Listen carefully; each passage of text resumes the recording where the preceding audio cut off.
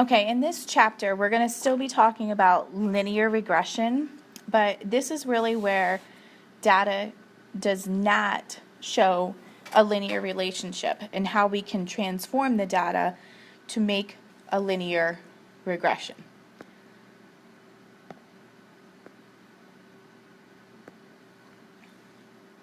So in chapter 3, we analyze relationship between two quantitative variables to show a linear pattern.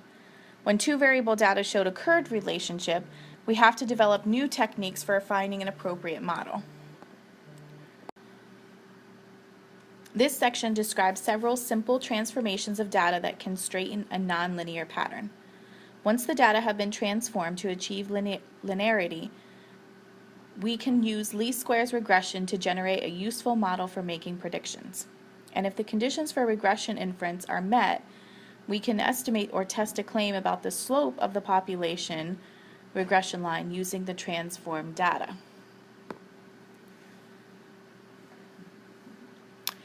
Okay, so we're going to start by talking about transforming with powers and roots. When you visit a pizza parlor, you order pizza by its diameter, say 10 inches, 12 inches, or 14 inches. But the amount you get to eat depends on the area of the pizza. The area of a circle is pi times the square of its radius. So the area of a round pizza with diameter x is pi over 4 times x squared. Pi times x over 2, the quantity squared. This is a power model of the form y equals a times x raised to the p. A was pi fourths and p was 2. Although a power model of the form y equals a times x to the p describes the relationship between x and y in this setting, there is a linear relationship between x raised to the p and y.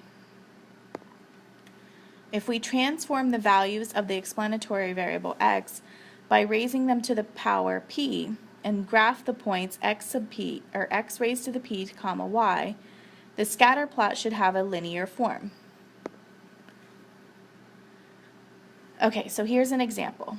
Imagine you have been put in charge of organizing a fishing tournament in which prizes will be given for the heaviest Atlantic Ocean rockfish caught. You know that many of the fish caught during the tournament will be measured and released. You are also aware that using delicate scales to try to weigh fish that is flopping around in a moving boat will probably not yield very accurate results.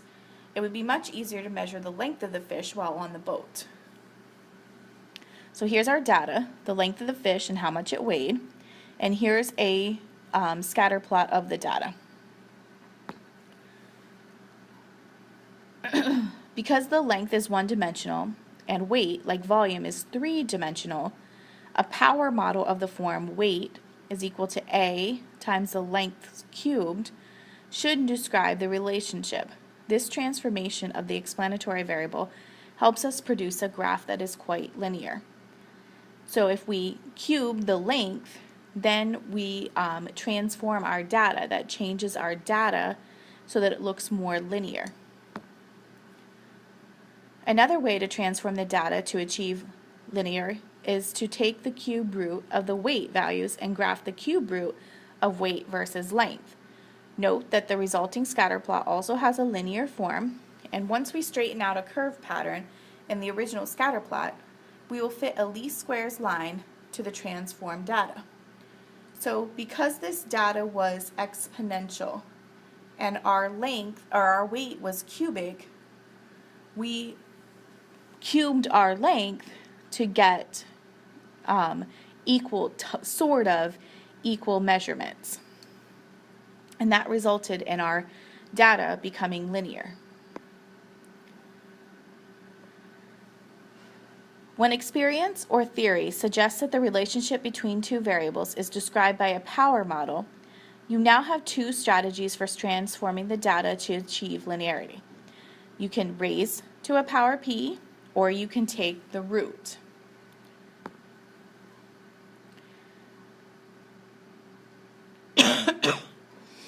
To achieve linearity from a power model, we apply the logarithm transformation to both variables. Here are the details. If a power model has the form y equals ax to the p, where a and p are constants, take the log of both sides of this equation using properties of logarithms, we end up with log of a plus p log of x.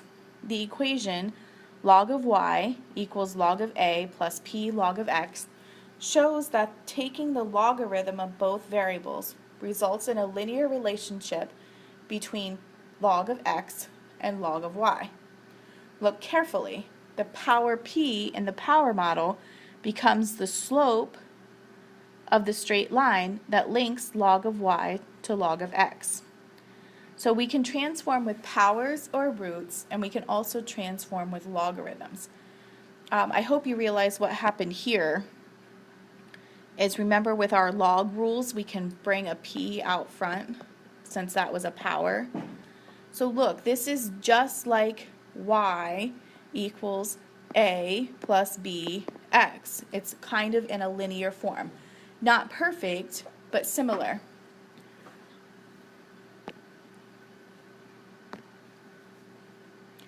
If a power model describes the relationship between two variables, a scatter plot of the logarithms of both variables should produce a linear pattern.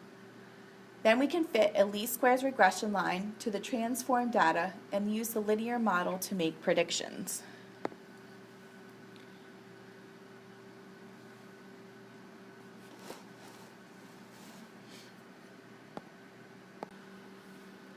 Okay, so in this example, it says on July 31st, 2005, a team of astronomers announced that they had discovered what appeared to be a new planet in our solar system.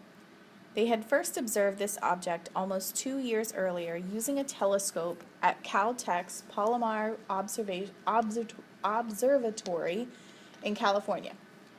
Originally named UB 313, the potential planet is bigger than Pluto and has an average distance of about 9.5 billion miles from the Sun. Earth is about 93 million miles from the Sun. Could this new astronomical body, now called Ursus, be a new planet? At the time of discovery, there were 9 known planets in our solar system. Here are the data on the distance from the Sun and period of revolution of those parent planets. Note that the distance is measured in astronomical units, the number of Earth distances the object is from the Sun. So we have all of our planets, we have the distance from the Sun in astronomical units, and we have the period of revolution based on Earth years. If you look at this, we can tell that there appears to be a curved relationship. This data looks to be curved.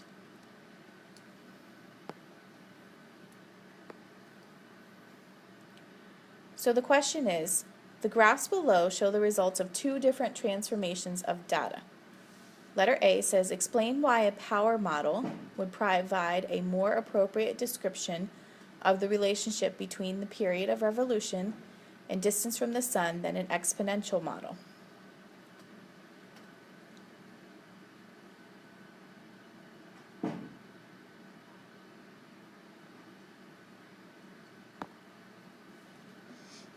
Okay, so in this first graph, they're doing natural log of the period and keeping the distance. In the second one, in part B, they're taking the natural log of both. The scatter plot of natural log period versus distance is clearly curved, so an exponential model would not be appropriate. However, the graph of natural log period versus natural log distance has a strong linear pattern, indicate that a power model would be more appropriate.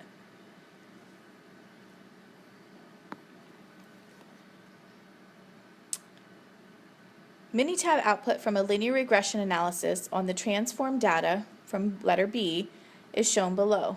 Give the equation the least squares regression line. Be sure to define any variables that you use. So the natural log of the period, that's our y, is equal to the constant from our Minitab output, 0.002544, plus our slope times the natural log of the distance.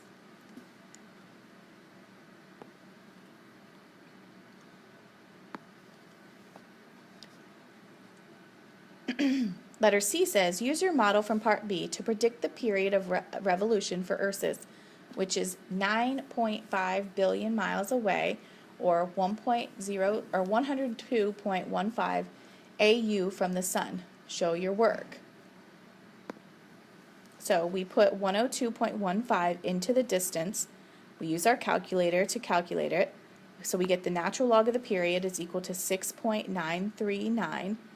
I hope you remember from your math classes, we would raise both sides to the e because natural log and e are inverses of one another.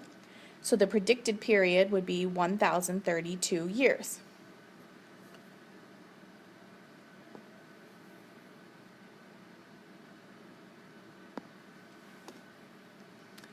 A residual plot for the linear regression in Part B is shown below. Do you expect your prediction in Part C to be too high, too low, or just right?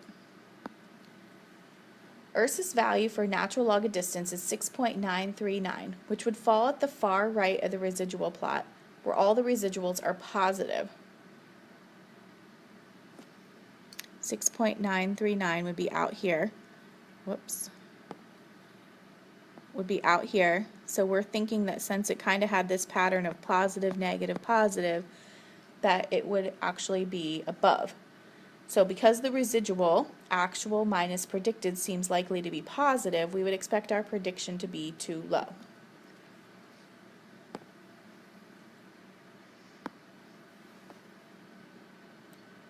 Okay, we'll finish with transforming with logarithms in the next video.